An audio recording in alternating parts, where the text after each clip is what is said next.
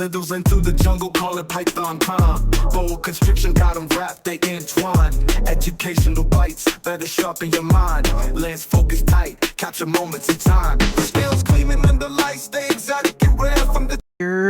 Welcome everybody to another Snake Prince Vlogs. I'm your host, Prince Elias. It's the same day as the boa video, but I took the hoodie off because it got warm again out here. But anywho, I know I said I was gonna do a short tail boa, short tail python video. Well, both of them went and shit on me. They weren't in shit a couple of days ago, but you know what it is. So we're going to do RETIC this time. RETIC. So I got my main JUJU because he just shed his skin. And so he's looking nice and purty. And so let's go ahead and get it with the video. Y'all know what these pet tag videos are. This is to highlight the pets in my collection. Not talking about breeding, not talking about business. Just all about good old fun, animal reptile fun. So... what is your pet's name? This handsome boy is JUJU. What pet is it and what breed? He is a reticulated python, specifically the dwarf locality. Now, people are going to be bitchy and whiny and debate all day long whether super dwarfs and dwarfs are real, whether it's fake, whether it's a marketing thing. I don't breed, so I'm not in that conversation. I don't care if he gets 7 feet. I don't care if he naturally gets 16 feet, 20 feet. It don't matter. I like retics for their personality, for their looks, for their quirks. And I'm not going to overfeed him like Jay Brewer does his snakes and have them morbidly obese and dying. But he will get healthy meals. He will eat appropriate size meals to get to wherever size he naturally body goes. So I don't care about all that. But if we're going to be specific, he is a dwarf locality boa.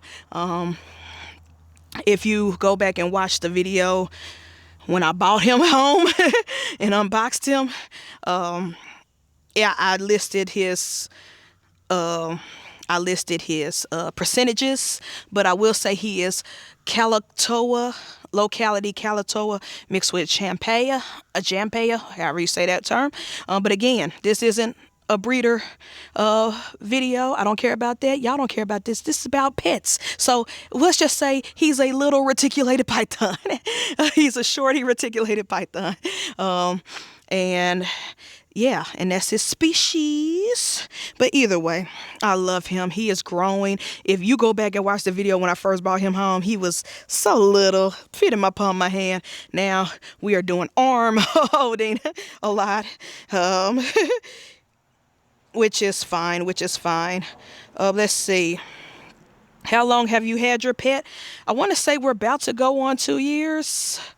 I want to say time flies, y'all. Time flies. I got him after meeting him for the first time in Schaumburg, NARBC. Got him from Jordan, Heartland Reptile. Shout out to Jordan. I want to say that was 2024. But it could be 2023. So let's just say 2 years. Because like I said, time flies. I can't remember. So I would say we've been known each other for maybe 1.5 years to 2 years. Let's just say that. And that's how long we've had each other. And that goes into how do we meet? Or how did I get him? Basically, I was going to a family reunion in Chicago. And I just, my friends in the reptile hobby, like Wiz and them, was like, yo, we going to Schaumburg this weekend. I was like, hold up. Schaumburg. That's a little bit outside of Chicago. My family reunion's in Chicago. Ah, shoot. And so I pretty much told my family, I love y'all. I will come to the family reunion festivities. But that Saturday, I'm going to dip out and disappear on y'all and go to the NARBC Schaumburg show. And that is what I did. I caught a Lyft and went from my hotel, which wasn't far. It was probably like 20-30 minute drive to the Schaumburg show. And I spent half the day at the show meeting Wiz for the first time face to face. Will, Postal Malone, and a whole bunch of other reptile breeders. And I was just going around the show, meeting people, seeing people for the very first time that I've been friends with online for a minute, and just chopping up, having a good time, looking at animals, getting content, vlogging. My biggest focus was vlogging, and I ran across Jordan, Heartland Reptiles. He makes some amazing enclosures, and he was there pretty much for the enclosure part. He did, but he brought some snakes, some babies that his snake hatched out, that he produced, and it was pretty much Juju and his sister and brother. And he had them out as presentations, but he was mainly there for his enclosures. He makes these wonderful, amazing, long-lasting enclosures. I'm not gonna go into all the scientifics because I can't remember, but it's not PVC, and it's more like a metal thing, but it doesn't like bend. It's not like the same metal that you use for snake racks, like the ARS or Freedom Breeder. It doesn't bend or, over time and stuff like that. They're very long lasting, very clean, and they're stackable for dwarf retics or any snake, like ball pythons, boas, short tails, like any snake. And he also has invented this cool thing where he can attach a tall playground with the enclosures where the snakes can go out and roam and climb and do all types. It's amazing. It's amazing. We'll go into that in a different video. One day I'll highlight Jordan's enclosures because I'm getting some of his enclosures, especially the ball pythons. But anywho, I went there to meet Jordan, take pictures of his enclosures, take videos, take content.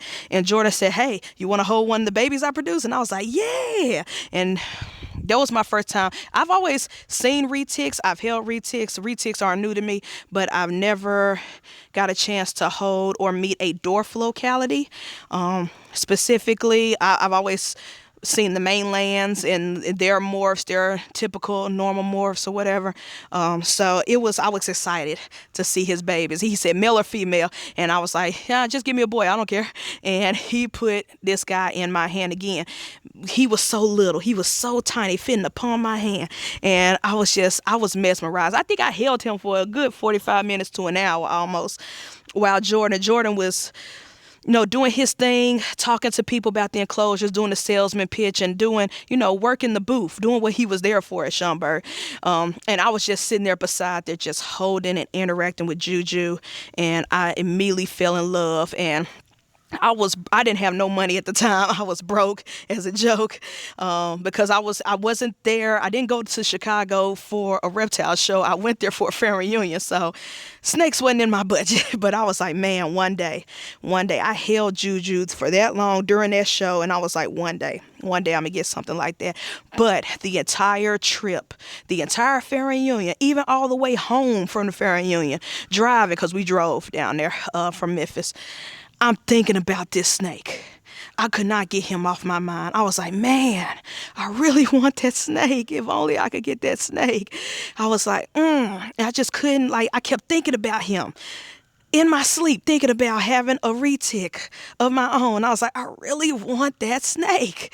And so I DM'd Jordan once I got home. I think it was like that next Monday or Tuesday. And I was like, yo, how much do those snakes run?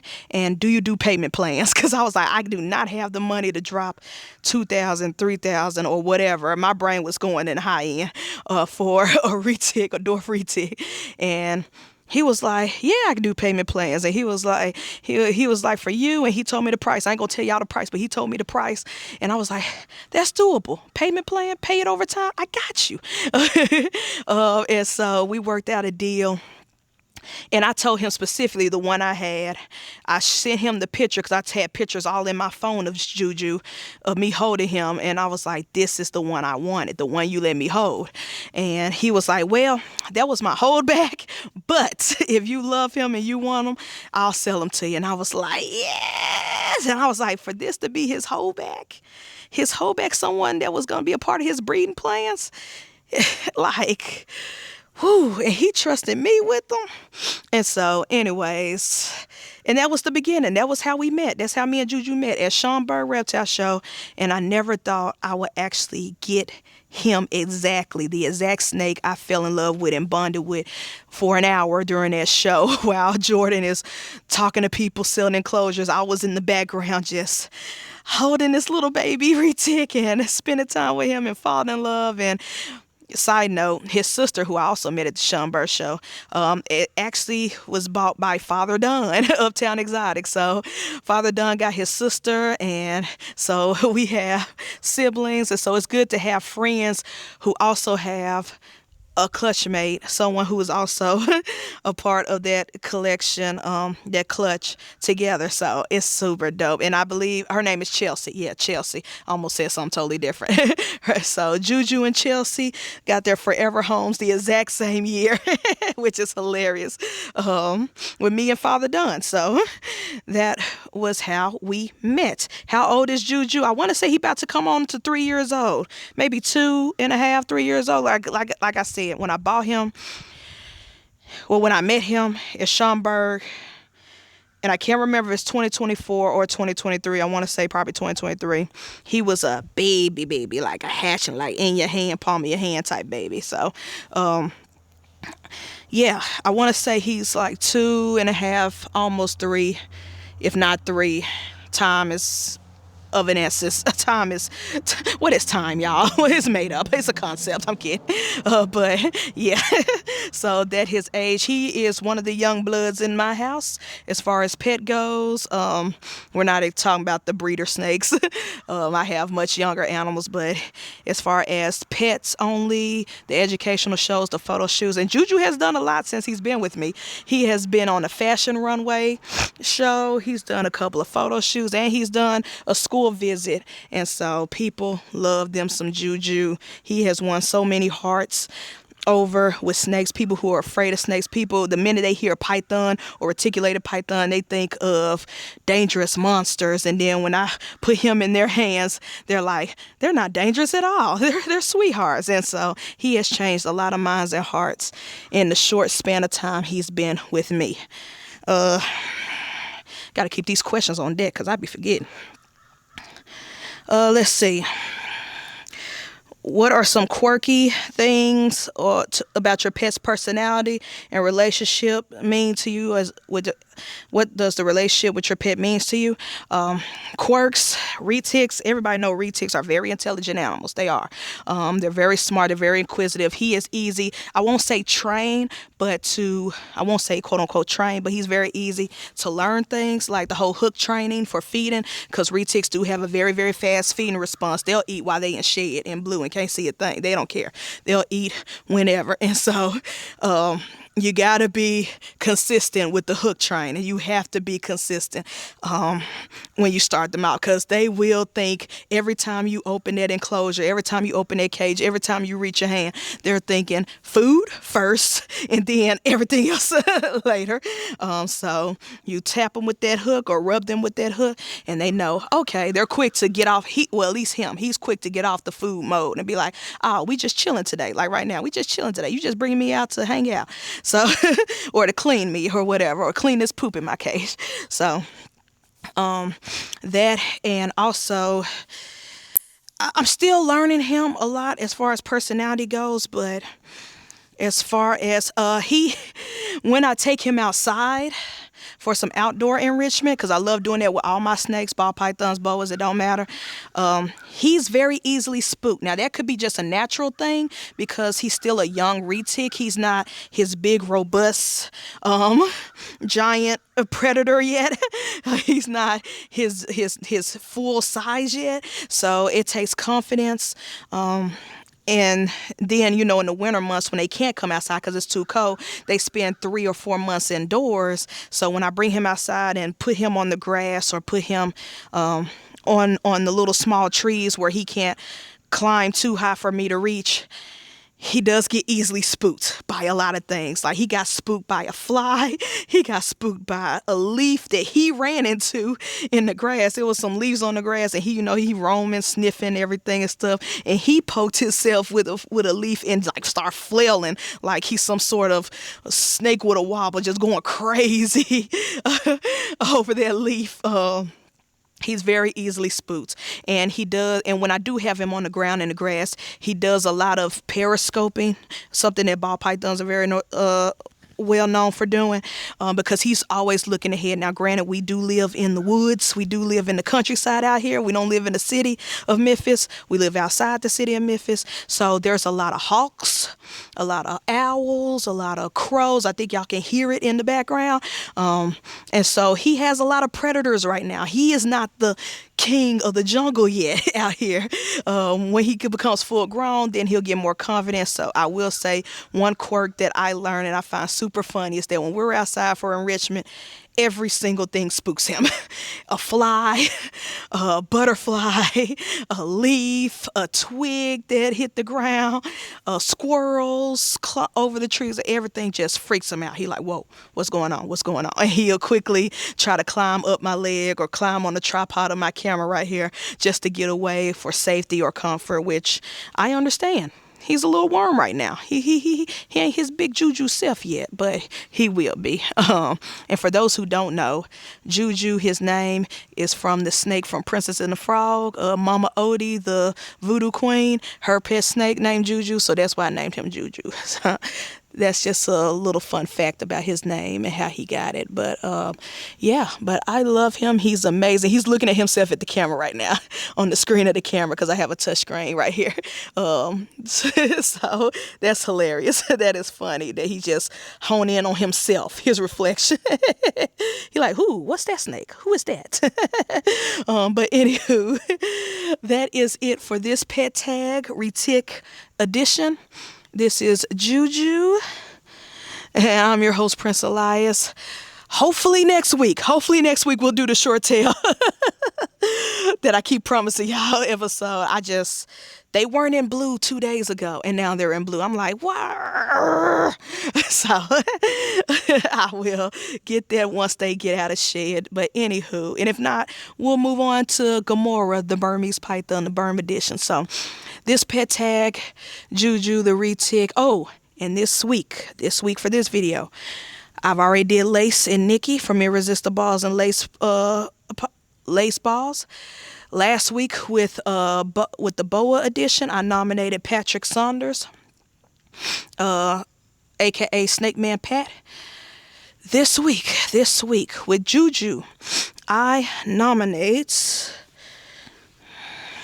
my big brothers, Prophet and Wiz, another double twofer. So I'm gonna send them the questions, let them know I tagged them I nominate them and I tag them in the pet tag. And the reason why I'm doing them, because they have more than just snakes. They have more than Wiz has Tegu. He has so many different snakes. Prophet has a bunch of different snakes, different species. I think they both got Durmos boas.